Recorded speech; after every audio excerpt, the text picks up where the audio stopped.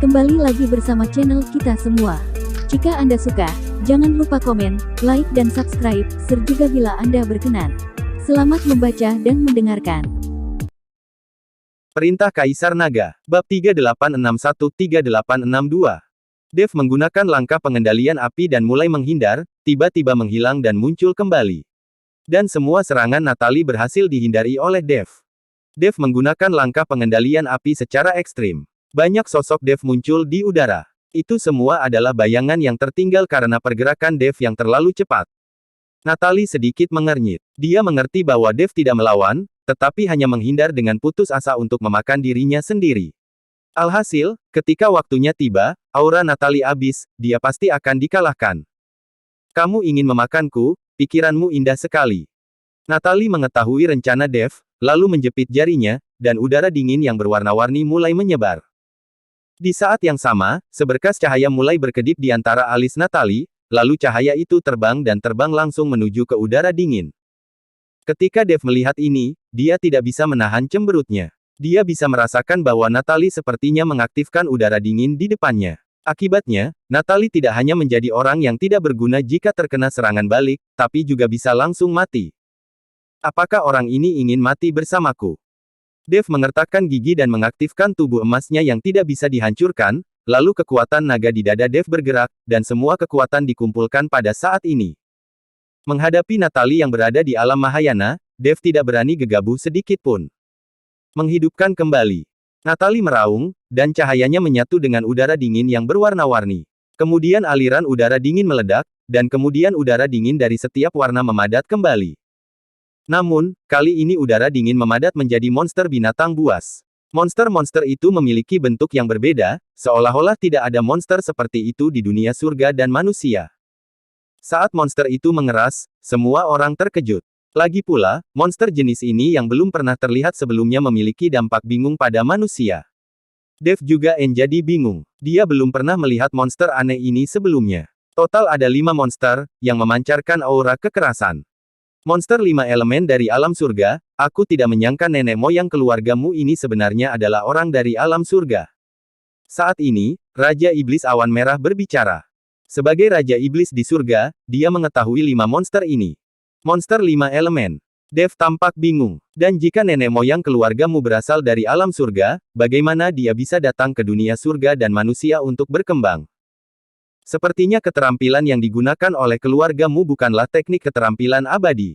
Mereka bahkan tidak merasakan energi abadi dan tidak bisa menyerapnya. Dari sudut pandang ini, bagaimana nenek moyang keluargamu bisa berasal dari alam surga?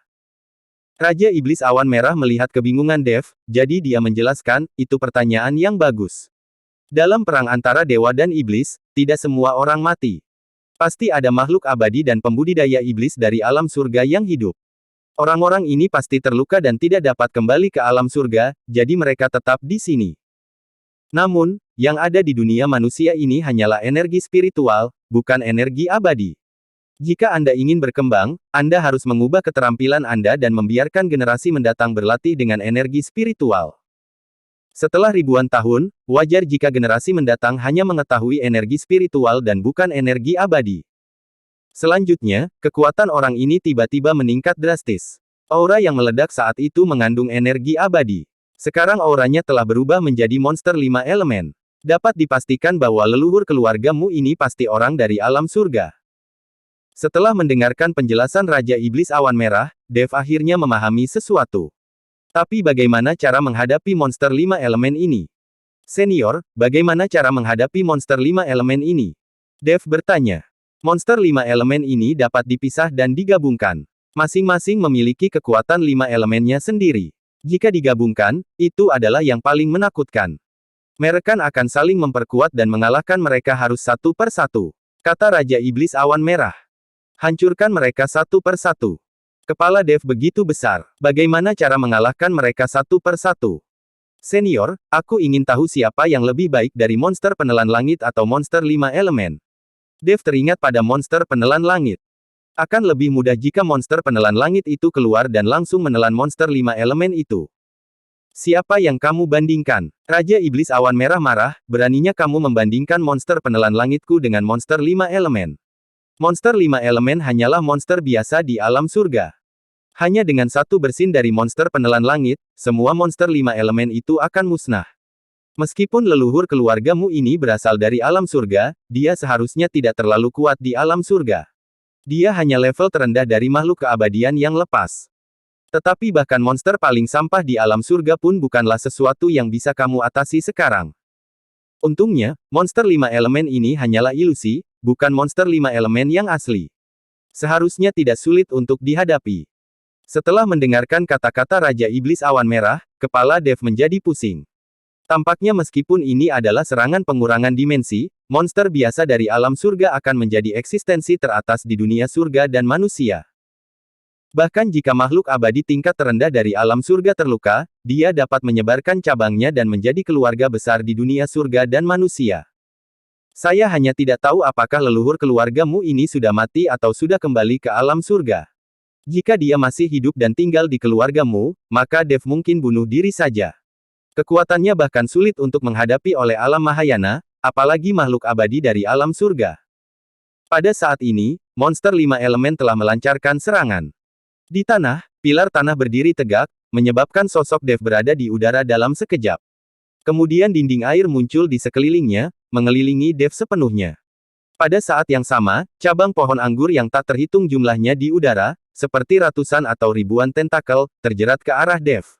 Ada lebih banyak nyala api bercampur dengan suara raungan emas, membungkus Dev.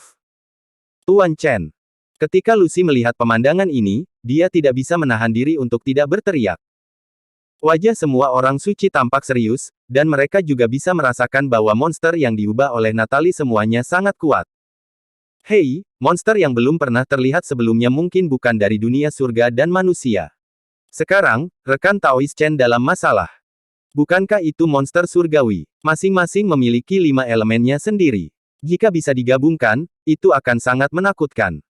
Dengan kekuatan alam Mahayana, auranya bisa berubah menjadi monster dari surga. Kali ini tidak diragukan lagi. Ketika Zachas dan yang lainnya melihat pemandangan ini, mereka tahu bahwa Dev telah tamat. Natalie melihat pemandangan di depannya, matanya penuh amarah dan keengganan.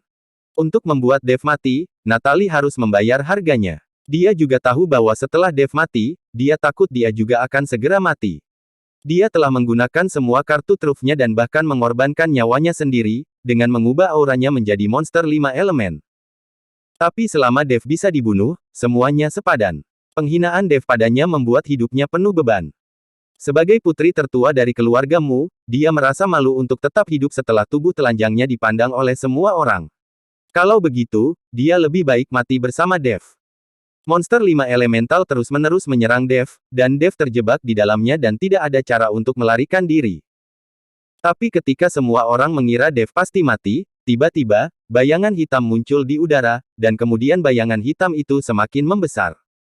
Baru pada saat itulah semua orang menyadari bahwa itu ternyata adalah lonceng besar. Dan sebenarnya ada seekor naga yang berputar mengelilingi lonceng besar. Semua orang tercengang, bertanya-tanya mengapa lonceng besar tiba-tiba muncul di sini.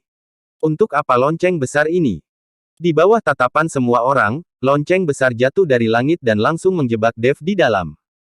Kali ini, semua serangan dari monster 5 elemen telah mencapai puncaknya, tetapi mereka tidak dapat membahayakan Dev. Apa yang sedang terjadi di sini?